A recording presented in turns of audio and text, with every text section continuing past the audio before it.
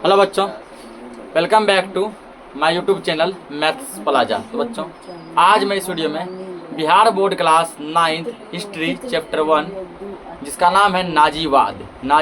तो आज मैं इस चैप्टर का व्याख्या करने वाला हूँ। आइए देखते हैं। यह वीडियो जो आज लेक्चर पहला है क्योंकि चैप्टर थोड़ा लंबा है तो एक दिन में खत्म नहीं होगा, कम से कम 2-3 दिन लगेगा। लेक्चर क्या है? पहला है, ठीक ना। और हम लोग इसमें बहुत ही बारीकी समझेंगे। तो चैप्टर का नाम क्या है? नाजीवाद। तो यूरोप में दो महायुद्धों के बीच महत्वपूर्ण राजनीतिक परिवर्तन आए। यूरोप में यानी यूरोप महादेश में दो बड़े बड़े युद्ध हुए, प्रथम विश्व युद्ध और दूसरे विश्व युद्ध, ठीक ना। तो दोनों विश्व युद्ध के बाद क्या हुआ? दो बहुत ही बड़ा परिवर्तन आया, यानी बदलाव आया, जिनमें सबसे विनाशकारी परिवर्तन तानाशाहों का उत्कर्ष था, ठीक ना। सबसे बड़ा जो परिवर्तन था वो क्या था? तानाशाहों का उत्कर्ष। इटली में बेनिटो मुसोलिनी के नेतृत्व में फांसीवाद तथा एडोल्फ हिटलर के नेतृत्व में जर्मनी में नाजीवाद का उत्कर्ष, ऐसे दो उदाहरण है, ठीक ना। ये जो है पॉइंट पिछले चैप्टर में लिखाया जा चुका है, ठीक ना, कि फांसीवाद का नेतृत्व किसने किया था? मुसोलिनी ने, और नाजीवाद का किसने किया था? हिटलर ने, ठीक ना। अब फांसीवाद कहाँ लागू हुआ था? इटली में। किसने लागू किया था? मुसोलिनी ने, ठीक ना। और नाजीवाद कहाँ लागू हुआ था? जर्मनी में। किसने लागू किया था? हिटलर ने, ठीक ना। नाजीवाद एक आक्रामक विचारधारा थी जिसमें राष्ट्र की सर्वोपरिता को सबसे महत्वपूर्ण माना गया था। व्यक्तिगत स्वतंत्रता को राज्य हित के आगे त्यागने और अर्थव्यवस्था पर राज्य के पूर्ण नियंत्रण की बात कही गई एवं जर्मनी के विरुद्ध हुए अन्याय का बदला लेने और जर्मनी के सम्मान और गौरव को पुनर्स्थापित करने के उपाय किए गए, ठीक ना। नाजीवाद में जो है ये सब जिक्र था कि जर्मनी के साथ जो अन्याय हुआ, जो गलत हुआ, उसके मान सम्मान को जो ठेस पहुँचा, ठीक ना, उसका जो आदमी जो क्या किया, दुर्व्यवहार किया, इन सब का क्या लेना था? बदला लेना था। हिटलर के उत्कर्ष और उसके नेतृत्व में फांसी नात्सी क्रांति के मुख्य कारण निम्नलिखित थे। नाजीवाद क्या थी, ठीक ना। नाजीवाद क्या थी, नाजीवाद क्या है? उसके मुख्य पॉइंट, मेन बिंदु,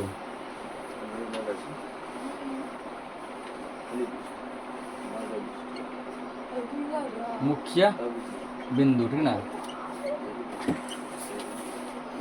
मुख्य बिंदु पहला पॉइंट क्या बनेगा? पहला पॉइंट तुम लोग क्वेश्चन ही बनेगा, ठीक ना। पहला पॉइंट क्या? क्वेश्चन। अल्लाह मत करो।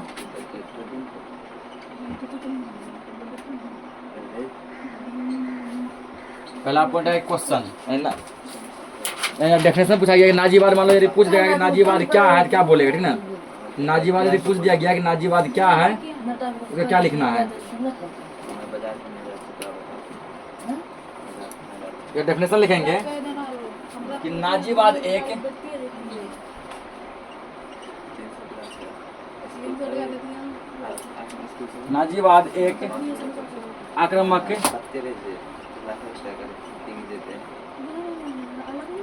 आक्रामक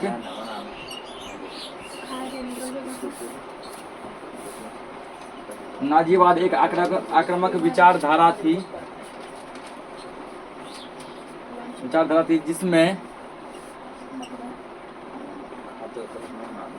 जिसमें राष्ट्र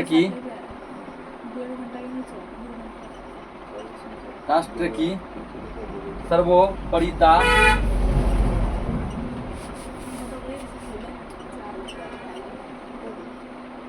सर्वोपरिता को सबसे महत्वपूर्ण, हल्ला मत कीजिए, सबसे महत्वपूर्ण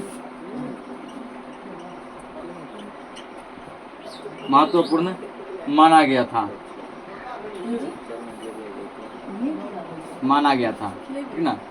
नाजीवाद एक विचारधारा थी जिसमें जो किसी भी देश की सर्वोपरिता को सबसे महत्वपूर्ण माना गया था, ठीक ना।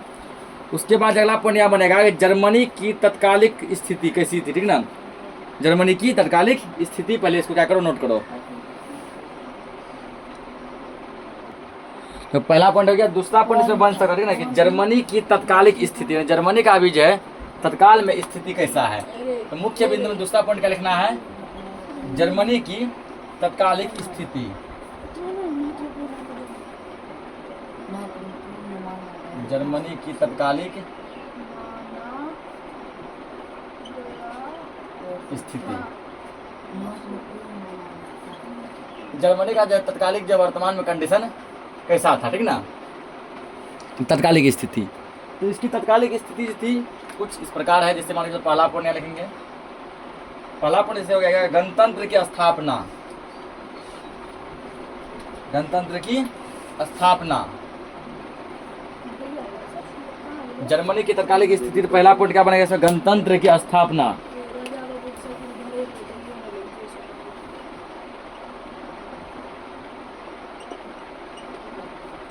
यहाँ पे क्या हुआ, गणतंत्र का स्थापना हुआ था कहाँ पर, जर्मनी में। तो दूसरा पॉइंट बनेगा, ठीक ना, दूसरा पॉइंट तुम्हारा बनेगा वर्साई की अपमानजनक संधि। क्योंकि वर्साई की संधि जो हुई थी इसमें सबसे जो है ज्यादा अपमान किसका हुआ था, जर्मनी का हुआ था। क्योंकि टोटल चीज जो है इस पर लाद दिया गया था, ठीक ना, टोटल टैक्स लादा गया था। जितना युद्ध में खर्चा हुआ वो युद्ध का खर्चा इसमें लादा गया था, ठीक ना। उसके बाद जो है युद्ध में जो है युद्ध में जितना कुछ भी मतलब कि और सब जो सब चीज़ हुआ क्षतिपूर्ति, ठीक ना, टोटल चीज़ पे क्या किया, लाद दिया गया। और बड़ा ये युद्ध किसकी वजह से हुआ है, तुम्हारे वजह से हुआ है। टोटल जिम्मेदार इसको ठहराया गया। तो वर्साई की अपमानजनक संधि, अपमान हुआ पड़ा इसमें। अगला है आर्थिक संकट। युद्ध लड़ने के बाद जिसका सब पैसा कौड़ी क्या हो गया, खर्च हो गया, ठीक ना। जब खर्च हो गया तो पूरा देश में क्या आ गया, भुखमरी आ गया। उसी भुखमरी को हम लोग क्या कहते हैं, आर्थिक संकट। मतलब पैसे की बहुत तंगी हो गई, ये लोग ये जर्मनी क्या है कर्ज में डूबने लगा। अगला क्या, क्षतिपूर्ति की कठोर शर्तें। इतना तो था ही इसके पास, था ना। ऊपर से वर्साई के संधि में क्या किया, टोटल चीज इसी ला दिया गया कि इसका तुम ये चुकाएगा, उसका वो चुकाएगा। बेचारा के पास जो अपने समझो खाने पीने के लिए भी पैसे नहीं थे, इतना गरीबी आ गया था, इतना आर्थिक संकट आ गया था। उसमें और लाद दिया गया कि इसका भी कर्जा कौन देगा, तुम देगा। जितना कुछ खर्चा हुआ है सबको क्षतिपूर्ति तुम करेगा। तो क्षतिपूर्ति की कठोर शर्तें। पांचवा था साम्यवाद का बढ़ता खतरा। साम्यवाद का बढ़ता खतरा।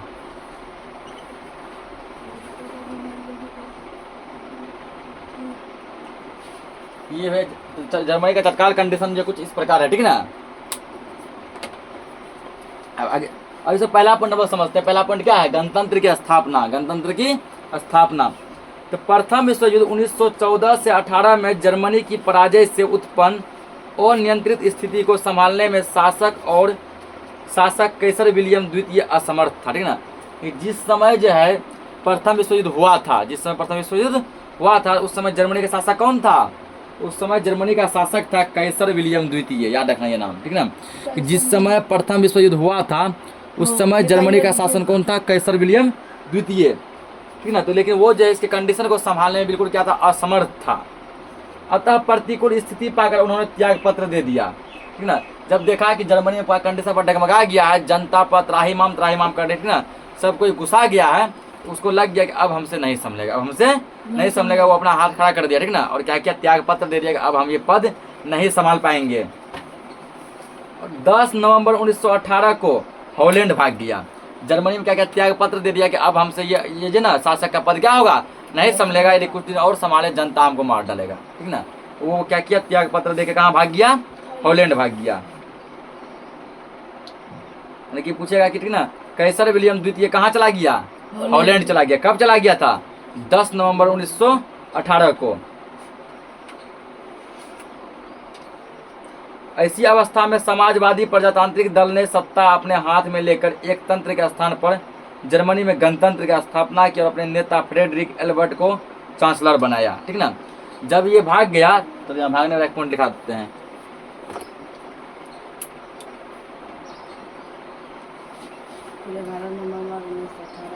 यानी कि कैसर विलियम द्वितीय ने युद्ध विराम संधि पर हस्ताक्षर कर दिया। कैसर विलियम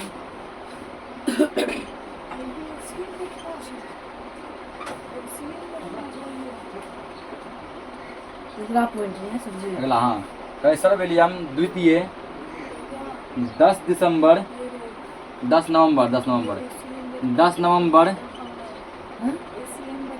1918 को जर्मनी से कहाँ भाग गया, हॉलैंड भाग गया। जर्मनी से हॉलैंड भाग गया। कैसर विलियम द्वितीय 10 नवंबर 1918 को जर्मनी से कहाँ भाग गया, हॉलैंड भाग गया। जब ये हॉलैंड भाग गया तब जर्मनी का सत्ता कौन संभाला, ठीक ना, तब जर्मनी का सत्ता संभाला। तो ऐसी अवस्था में समाजवादी प्रजातांत्रिक दल, समाजवादी प्रजातांत्रिक दल क्या किया, जर्मनी का सत्ता संभाला और वहाँ पर जो गणतंत्र का स्थापना किया। जर्मनी में किसका स्थापना किया, गणतंत्र का स्थापना किया, ठीक ना। और जो है फ्रेडरिक एबर्ट को अपना चांसलर बनाया, चांसलर यानी प्रधानमंत्री, ठीक ना। फ्रेडरिक एबर्ट को अपना क्या बनाया, चांसलर बनाया। 11 नवंबर 1918 को इस नई सरकार ने युद्ध विराम संधि पर हस्ताक्षर कर दिया। ये जो है 10 तारीख को बना, ठीक ना, 10 को उसके भागने के बाद ये बना। और 11 तारीख को क्या किया, 11 नवंबर 1918 को ये क्या किया, सिग्नेचर कर दिया कि हम अब युद्ध नहीं करेंगे, ठीक ना। ये प्रथम विश्व युद्ध का बात है ना, 1918 में हुआ था ना। तो 1418 तो ये क्या किया, 11 नवंबर 1918 को सिग्नेचर कर दिया कि अब हम युद्ध नहीं करेंगे, हम युद्ध विराम चाहते हैं।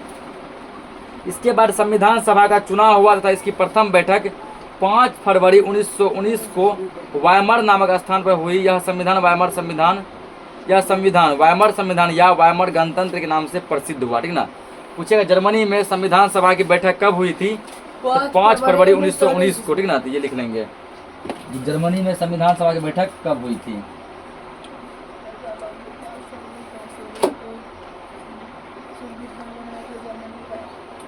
लिखना है यहाँ पे, ठीक ना, जर्मनी में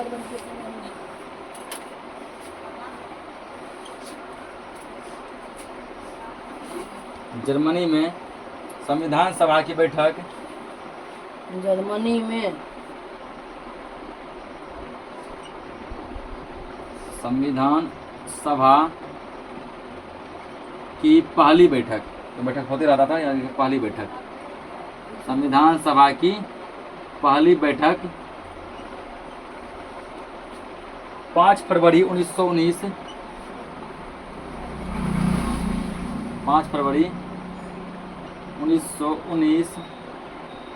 को हुई थी।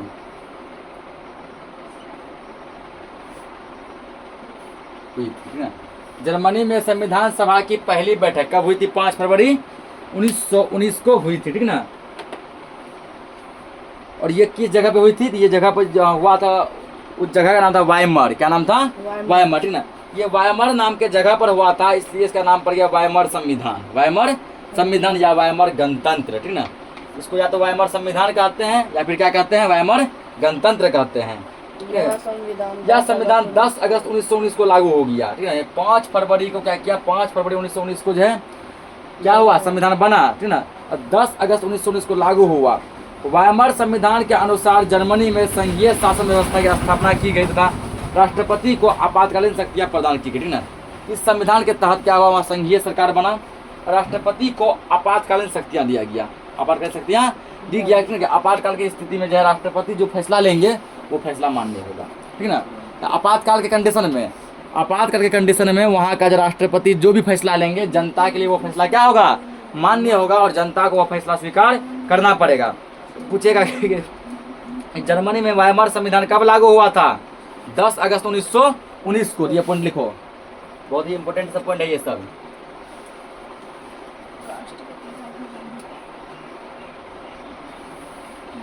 जर्मनी में वायमर संविधान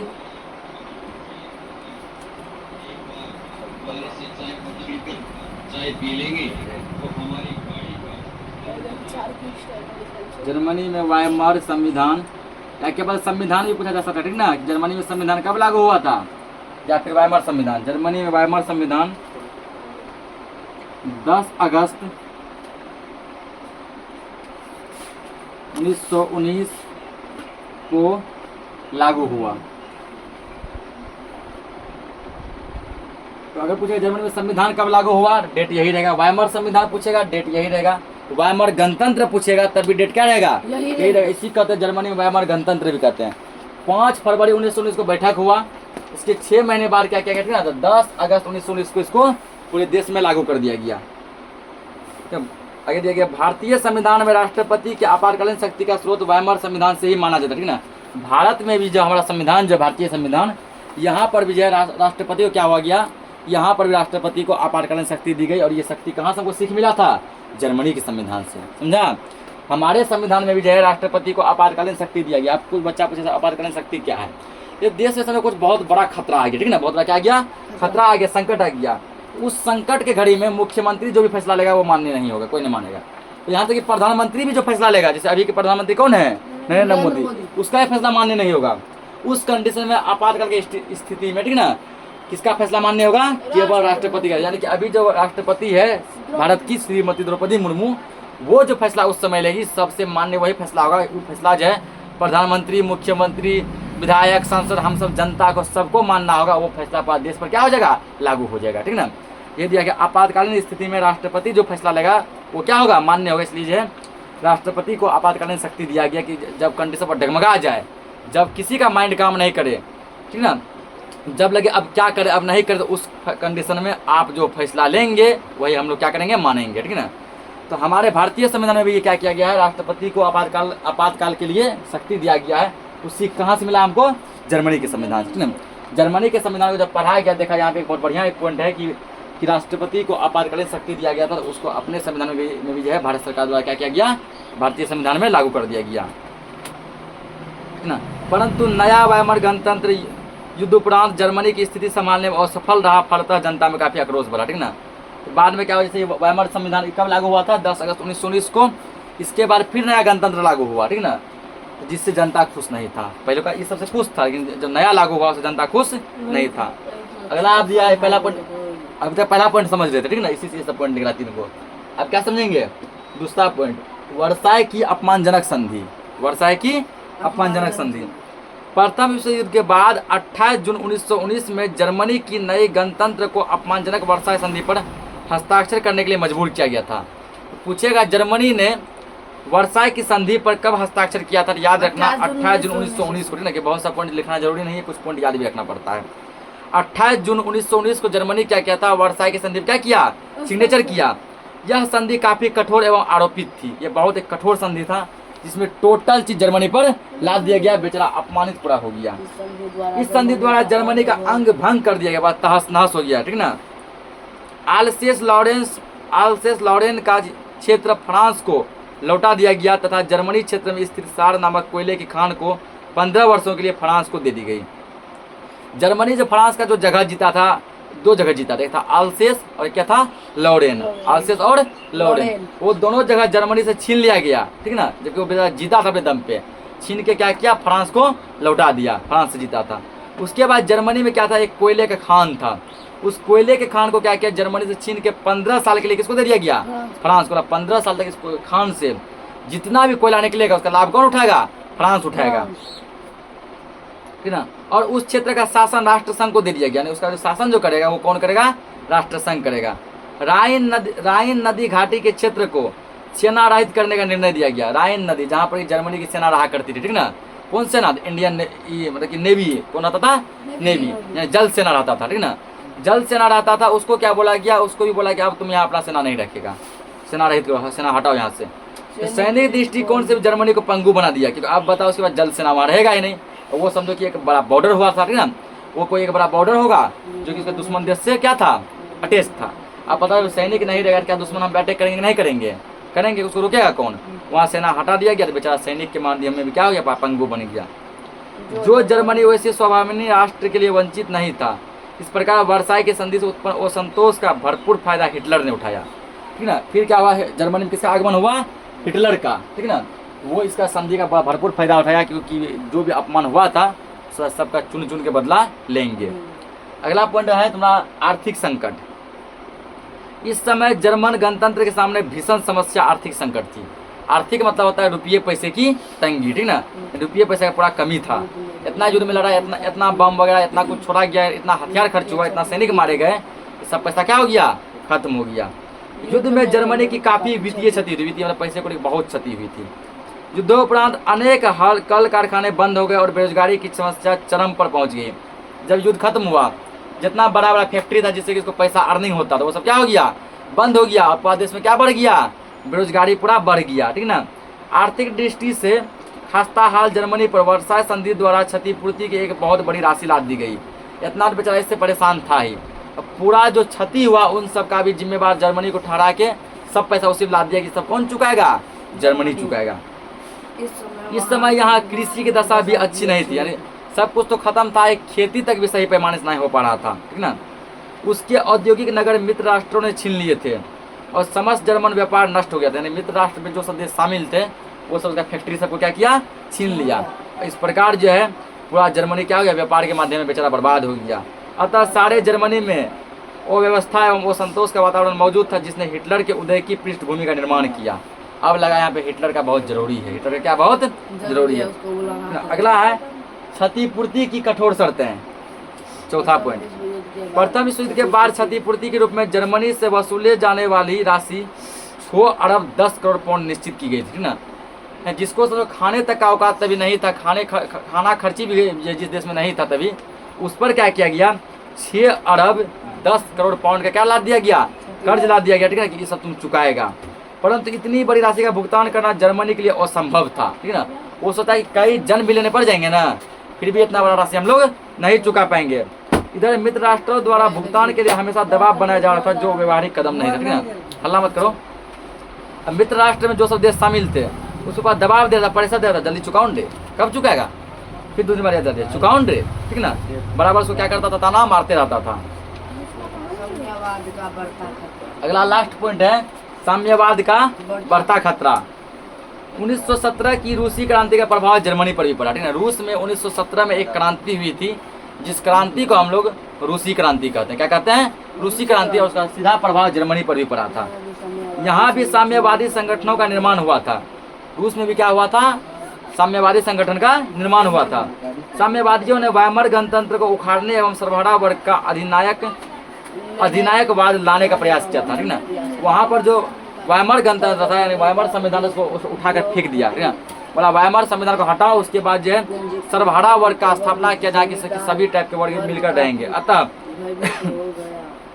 जर्मनी का उद्योगपति, पूंजीपति, जमींदार काफी भयभीत हो गए, जो बड़े बड़े बिजनेसमैन थे, जो पूंजीपति जो पैसा क्या करते थे, लीज पे लगाते थे, ठीक ना, ब्याज पे लगाते थे, जो जमींदार थे उसको डर गए। अब इस प्रकार हिटलर ने साम्यवाद विरोधी नारा देकर समाज के धनी वर्णों को सहानुभूति भी अपने पक्ष में कर लिया। तब हिटलर का आगमन हुआ, ये सबको सहानुभूति दिया कि आप लोग डरिए नहीं, हम आपके साथ हैं। अतः कहा जा सकता है कि प्रथम विश्व युद्ध के बाद जर्मनी की तत्कालिक स्थिति काफी दयनीय थी, ठीक ना। प्रथम विश्व युद्ध जैसे खत्म हुआ, जर्मनी का कंडीशन पर डगमगा गया था कुछ समय के लिए। चारों ओर निराशा एवं अराजकता का वातावरण था, ठीक ना। जर्मन जनता वैकल्पिक नेतृत्व के बारे में सोच रही थी कि उसे हिटलर जैसा तेजस्वी नेता मिला जिसकी आवाज में जादू था और जिसके करिश्मा व्यक्तित्व में चुंबकीय आकर्षण तो था ही, ठीक ना। उसके बाद जब जर्मनी का में हिटलर का आगमन हुआ, वहाँ की जनता बहुत खुश हुआ, हमें अब जो इतने दिनों के बाद फाइनली का ऐसा नेता मिला है जिसके आवाज में जादू है, जिसके आवाज में जादू है, वो जो बोलता है वो करता है, ठीक ना। उसके बाद व्यक्तियों से ऐसे हिल मिल कर रहता है जैसे मान लो चुंबक लोहा से चिपक के रहता है। जर्मन जनता से उसने खुशहाली का वादा किया था, राष्ट्र के गौरव की पुनर्स्थापना का वचन दिया। जर्मनी की जनता से वादा किया, ठीक ना, आप लोग को पहले वाला समय लौटाएंगे, जैसा युद्ध से पहले आप खुशहाल रहते थे ऐसा समय हम आपको देंगे। जर्मन जनता उसके शब्द जाल में फंसकर अपना भविष्य अपने हाथों में सौंप दिया, ठीक ना। क्या किया, अपना भविष्य उसके हाथों में, हिटलर के हाथों में सौंप दिया कि आप ही मेरे सरकार हैं, जिस प्रकार आप जो कीजिएगा हम आपकी बातों को मानेंगे। इस प्रकार हिटलर के उदय की पृष्ठभूमि का निर्माण हुआ। अब यहाँ हिटलर एवं कार्य, उसके कार्य, ठीक ना। अब हिटलर के बारे में दिया है कि हिटलर कब आया, कैसे आया, इसका जन्म कहाँ हुआ, ठीक ना। उसके बाद जो है एडोल्फ हिटलर का जन्म 20 अप्रैल 1889 को ऑस्ट्रिया के ब्रोना नामक शहर में एक साधारण परिवार में हुआ था। पूछेगा हिटलर का पूरा नाम क्या था, एडोल्फ हिटलर। क्या नाम था, एडोल्फ हिटलर। इसका जन्म कब हुआ था, 20 अप्रैल 1889 को, ठीक ना। किस देश में हुआ था, ऑस्ट्रिया में हुआ था। देखिए आया है कहाँ पे, जर्मनी में दिए पॉइंट यहाँ पे लिखेंगे हम लोग, इतना पे लिख लिया नहीं बोला, तो पॉइंट नंबर 6 लिखो। एडोल्फ हिटलर का जन्म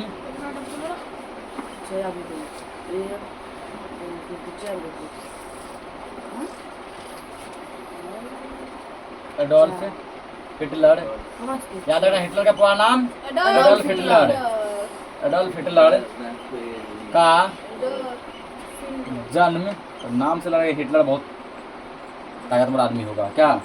एडोल्फ हिटलर का जन्म 20 अप्रैल, एडोल्फ हिटलर का जन्म 20 अप्रैल 1889 ईस्वी को 1889 ईस्वी को ऑस्ट्रिया के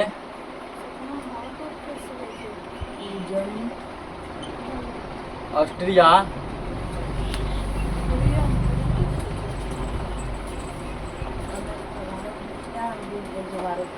ऑस्ट्रिया के ब्रोना नामक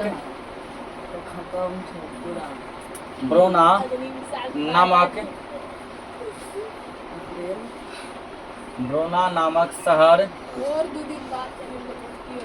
में एक साधारण परिवार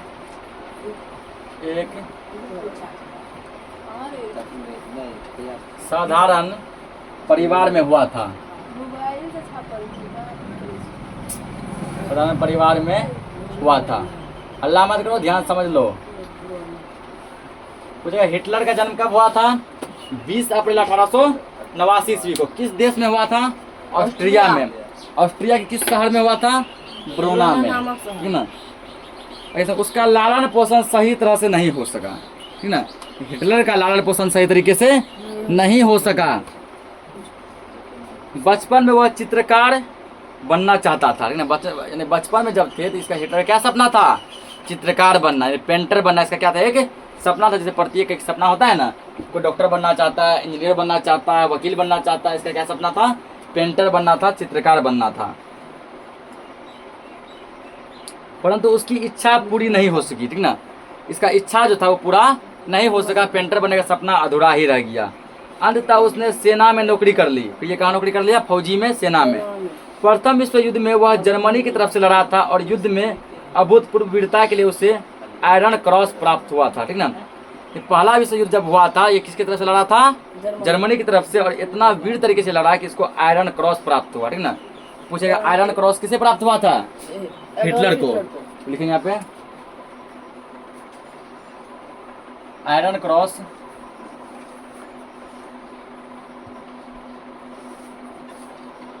iron cross iron cross Hitler को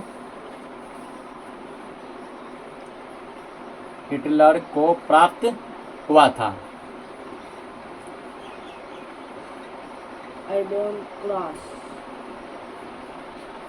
ठीक ना। परंतु जर्मनी द्वारा विराम संधि पर हस्ताक्षर करने से उसे भारी निराशा हुई, ठीक ना।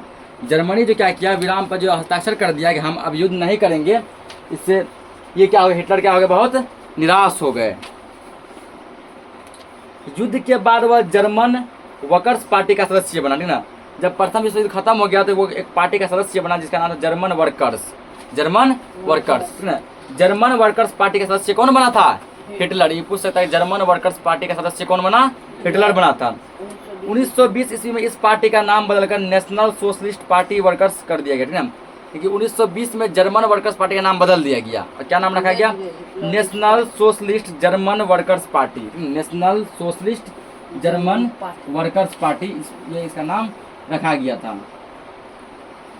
तो पूछ सकता है, ठीक ना।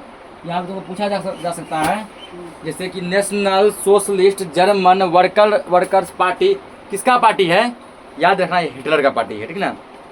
धीरे धीरे हिटलर उसका नेता बन गया, ठीक है। धीरे धीरे हिटलर क्या बन गया? उसका नेता बन गया इस पार्टी का। हिटलर ने अपने चारों तरफ रुडोल्फ और गोबल्स जैसे हंगामा करने वाले को इकट्ठा किया। जो भी रुडोल्फ नाम का हंगामा करता था उसको जमा किया। जो भी गोबल्स नाम का हंगामा करता था उसको भी क्या किया? जमा किया। जिसकी नीति थी अफवाह को इतना फैला दो कि वह सत्य प्रतीत होने लगे, ठीक ना। इसका नीति ये था इतना अफवाह फैला कि लगे यही सत्य है। अफवाह है क्या लगे? सही है, बाकी जो सही है वो क्या लगे? गलत है। प्रथम विश्व युद्ध के बाद संधि के तहत जर्मन प्रदेश, ठीक ना, रूस पर फ्रांस, जर्मन प्रदेश रूर पर फ्रांस का कब्जा हो गया। जर्मन प्रदेश का नाम, जर्मनी में एक जगह है उसका नाम है रूर, ठीक ना, एक जगह का नाम है। उस पर क्या किया? फ्रांस क्या किया? अपना कब्जा कर लिया। जर्मन प्रदेश रूर औद्योगिक रूप से काफ़ी संपन्न था, ठीक ना। यानी जर्मन का जो रूर प्रदेश था वहाँ फैक्ट्री वगैरह बहुत ज़्यादा था, ठीक ना। जर्मनी का सबसे अधिक कमाई वहीं से हुआ करता था और फ्रांस उसी में क्या किया? कब्जा कर लिया। अतः जर्मन वासियों ने फ्रांसीसी आधिपत्य का विरोध किया। हिटलर मौके की तलाश में था एवं उसने जनाक्रोश का लाभ उठाकर लुडेनडॉर्फ के साथ मिलकर 1923 में वायमर गणतंत्र के खिलाफ विद्रोह कर दिया। ठीक है ना। तो ये हिटलर को इसी मौके का तलाश था, इसी मौके क्या था, तलाश था। उसको मौका मिलते ही वो क्या किया, 1923 में जो है वायमर गणतंत्र का विरोध कर दिया। वायमर गणतंत्र मतलब वायमर संविधान, वायमर संविधान जो कि कब लागू हुआ था, 10 अगस्त 1919 को लागू हुआ था। इसका विद्रोह कर दिया। विद्रोह वो सफल हुआ, अब हिटलर को बंदी बना लिया गया, ठीक ना। विद्रोह जो किया, इसका विद्रोह सफल नहीं हो सका और इसको क्या किया गया, बंदी गिरफ्तार कर लिया गया। जेल में ही हिटलर ने अपनी प्रसिद्ध आत्मकथा मीन कैंप की रचना की, जिसमें उसने भावी कार्यक्रम की रूपरेखा प्रस्तुत की, ठीक ना।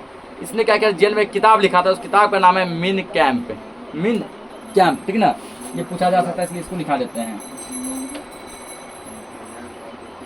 पूछा भी गया, ठीक ना, कि मीन कैंप किसकी रचना है, किसकी रचना है, हिटलर की। यहाँ पे मीन कैंप,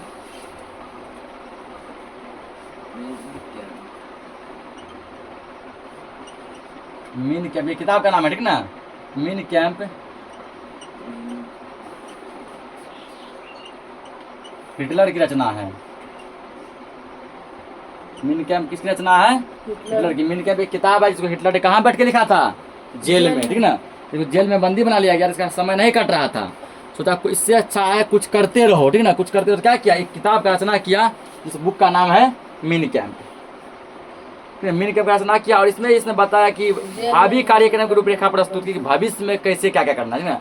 जेल से निकलने के बाद हिटलर का क्या क्या प्लान था इसमें बताया गया था। 1924 ईस्वी के अंत में उसे रिहा कर दिया गया, 23 में पकड़ा था, 24 के अंत यानी कि नवंबर दिसंबर आते आते क्या किया गया, उसको छोड़ दिया गया।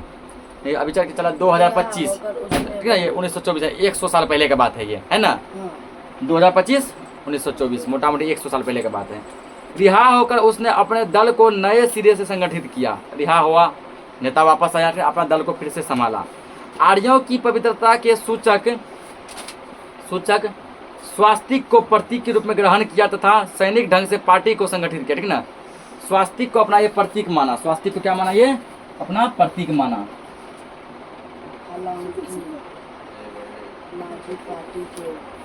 ठीक ना, प्रतीक माना। उसके बाद हालांकि नाजी पार्टी के बढ़ते प्रभाव को रोकने के लिए स्टेसमान के नेतृत्व में गणतंत्रवादियों से कई कार्यक्रम शुरू किए और 1925 ईस्वी के लोकानो समझौते ने जर्मनी के वैश्विक समुदाय में सम्मानजनक स्थान प्राप्त किया। जर्मनी को राष्ट्र संघ की सदस्यता मिल गई। 1925 में फिर क्या हुआ, एक और समझौता हुआ, उस समझौता का नाम था लोकानो समझौता। लोकानो समझौता, इसमें जर्मनी को क्या हुआ, बहुत इज्जत मिला, बहुत रिस्पेक्ट मिला, इसको मान सम्मान मिल गया, ठीक ना। एक चीज तुमको और पूछा जा सकता है यहाँ पे कि नाजी पार्टी का जो है, ठीक है, नाजी पार्टी का चिन्ह क्या था, नाजी पार्टी का चिन्ह क्या था, ठीक ना, इसको लिख लेते हैं। नाजी पार्टी किसका है, हिटलर का, ठीक ना। नाजी पार्टी का प्रतीक चिन्ह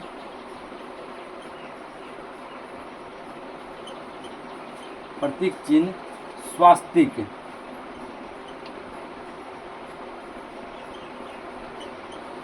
नाजी पार्टी का प्रतीक चिन्ह स्वास्तिक था। प्रतीक चिन्ह क्या है इसका, स्वास्तिक, ठीक ना।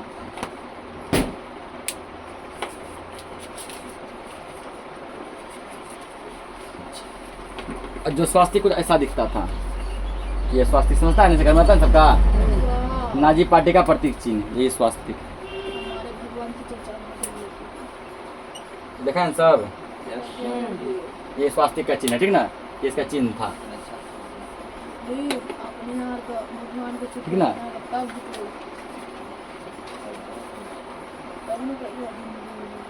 1924 ईस्वी में जर्मनी के निम्न सदन राइक स्टेक के चुनाव में नाजी पार्टी को 32वां स्थान मिला था, ठीक ना। जर्मनी में जब चुनाव एक हुआ राइक स्टेक, उसमें नाजी पार्टी भी खड़ा हुआ, इसको कहाँ कौन सा स्थान मिला, 32, यानी 1 में 2 में 3 में 4 में कोई होगा, इसको 32 नंबर का स्थान मिला। वहीं 1928 के चुनाव में घटकर 12वां हो गया, ठीक ना। 4 साल के बाद फिर चुनाव हुआ, 24 के बाद 4 साल के बाद फिर क्या हुआ, चुनाव हुआ। फिर हिटलर क्या अपने पार्टी खड़ा किया। 32वां चुनाव, जो 32 नंबर पे स्थान था पहले इतना नीचे था, वो अब कहाँ हो गया, 12 नंबर पे हो गया, ठीक ना।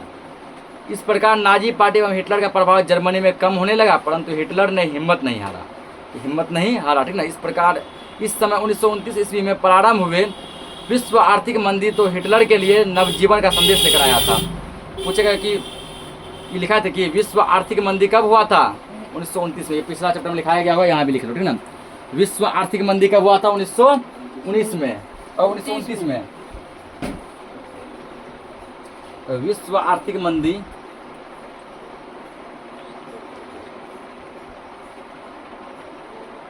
विश्व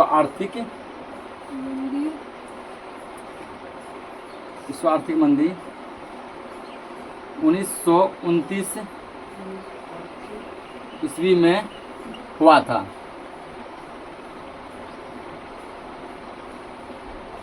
पूरा विश्व में आर्थिक मंदी आ गया था, ठीक ना, पूरा दुनिया में लगभग समझो। कब हुआ था? 1929 में हुआ था, जो कि हिटलर के लिए समझो कि एक नया जीवन ले गया था। विश्व आर्थिक मंदी से सर्वाधिक प्रभावित जर्मनी हुआ था। सबसे अधिक प्रभाव पड़ा था किसी देश पे तो वह देश कौन था? वह देश जर्मनी ही था, ठीक ना। परंतु हिटलर ने हिम्मत नहीं, अब वाइमर गणतंत्र से जर्मन जनता का विश्वास उठने लगा था। वहाँ जो वाइमर गणतंत्र की स्थापना हुई थी, वहाँ से क्या हुआ? अब जनता जो भरोसा उस पर करता था, ठीक ना, जनता का विश्वास क्या होने लगा था? उठने लगा था। हिटलर ने इस परिस्थिति का भरपूर लाभ उठाया और वाइमर गणतंत्र वर्साई की संधि यहूदियों के खिलाफ आग उगलना आरंभ कर दिया, ठीक ना। हिटलर इसका फायदा उठाया। अब जो भाषण देता था, वो भाषण में जनता को वर्साई के संधि के बारे में भड़काता था, क्योंकि देखिए वर्साई की संधि में आपके साथ ऐसा हुआ, ऐसा हुआ, ऐसा हुआ, ठीक ना। वाइमर गणतंत्र के बारे में भड़काता था, यहूदियों के खिलाफ भड़काता था, ठीक ना, तथा उन्हें जर्मनी के वर्तमान दुर्दशा के लिए जिम्मेदार ठहराया। ऐसा तो देखिए, अगर ऐसा आज जर्मनी कंडीशन है ना, वो इसी से कारण है। उसने मध्यम वर्ग और बेकार नौजवानों को अपना प्रबल समर्थक बना लिया तथा साम्यवाद का हवा खड़ा कर बड़े बड़े उद्योगपतियों को भी अपना समर्थक बना लिया। मध्यम वर्ग को क्या किया? अपना समर्थक बनाया। जो बेकार, जो बेरोजगार आदमी थे, जिसको कोई काम धंधा नहीं था, ठीक ना, उसको क्या किया? अपने बातों में, अपने जालों में फंसा लिया। इसके बाद धीरे बड़े बड़े उद्योगपति को भी अपने बातों में जाल में फंसा कर सबको अपने में मिला लिया। अब नाजी पार्टी की शक्ति में दिन दूनी रात चौगुनी वृद्धि होने लगी। बहुत बड़ा पार्टी बन गई है नाजी पार्टी। अब 1930 में चुनाव में उसे 107 सीटें मिली थी, ठीक ना। 1930 में जब चुनाव हुआ कितना मिला था? 107 सीट मिला था। 1932 में जब चुनाव हुआ सीधा 230 सीट मिला, ठीक ना। 1930 में जब चुनाव हुआ कितना सीट मिला था? 107। 2 साल तक ये इतना मेहनत किया, जनता को इतना अपने क्या किया? अंदर लिया, सबके दिल में इतना राज करने लगा ये, ठीक ना, कि जैसे दूसरा के बाद जब चुनाव हुआ तो 107 से सीधा कितना मिला इसको? 230 सीटें प्राप्त हुई। परंतु उसे सरकार बनाने का मौका नहीं मिला। 200 सीट प्राप्त हुआ, लेकिन फिर भी वो अपना सरकार नहीं बना सका। बाद में राष्ट्रपति हिडेनबर्ग ने 30 जनवरी 1933 को हिटलर को चांसलर मनोनीत किया, ठीक ना। पूछ सकता है कि हिटलर को चांसलर किसने मनोनीत किया था? तो वहाँ के चांसलर यानी प्रधानमंत्री, चांसलर मतलब प्रधानमंत्री, ठीक ना। तो उस समय जो जर्मनी के जो राष्ट्रपति थे उसका नाम था हिडेनबर्ग, ठीक ना। जर्मनी के राष्ट्रपति कौन थे? हिडेनबर्ग, ठीक ना। तो जर्मनी के राष्ट्रपति हिडेनबर्ग ने 30 जनवरी 1933 को हिटलर को चांसलर चुन लिया। फलतः उसने निरंकुश अधिकार प्राप्त किया। सत्ता प्राप्त करते ही उसने चुनाव कराने की घोषणा की तथा चुनाव प्रणाली का संगठन इस तरह से किया कि नाजी पार्टी के लोग ही चुनाव जीत कर आ सकते थे, ठीक ना। जैसे जीता ये बोला चुनाव फिर से होगा, इलेक्शन फिर से होगा। इस प्रकार का इसे इलेक्शन का रूपरेखा तैयार किया कि अब जो इलेक्शन में केवल नाजी पार्टी ही जीतेगा, ठीक ना। इस प्रकार जर्मन गणतंत्र की समाप्ति हुई और नास्तिक क्रांति की शुरुआत हुई। जर्मनी में गणतंत्र क्या हो गया? खत्म हो गया, यानी कि संविधान खत्म हो गया और नास्तिक क्रांति शुरुआत हो गई, जिसे हिटलर ने तृतीय राइख का नाम दिया, ठीक ना। पूछेगा नास्तिक क्रांति को किस नाम से जाना जाता है? तृतीय राइख। नास्तिक क्रांति को तृतीय राइख के नाम से जाना जाता है।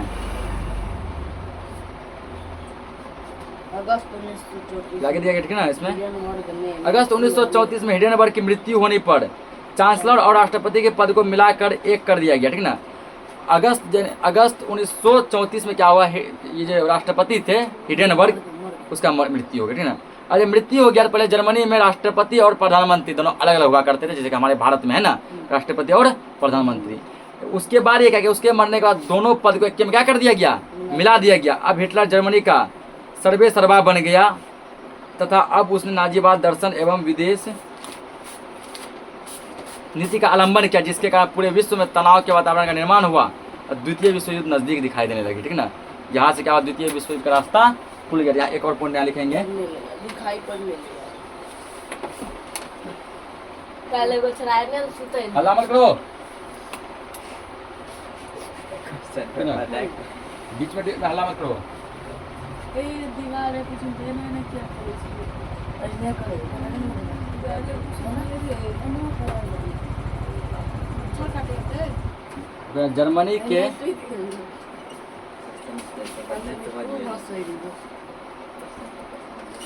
राष्ट्रपति जर्मनी के राष्ट्रपति हिडेनबर्ग ने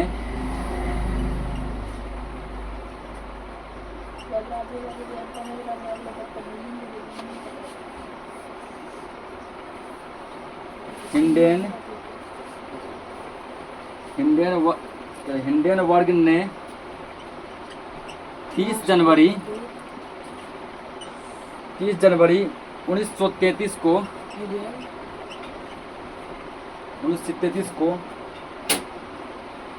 हिटलर को चांसलर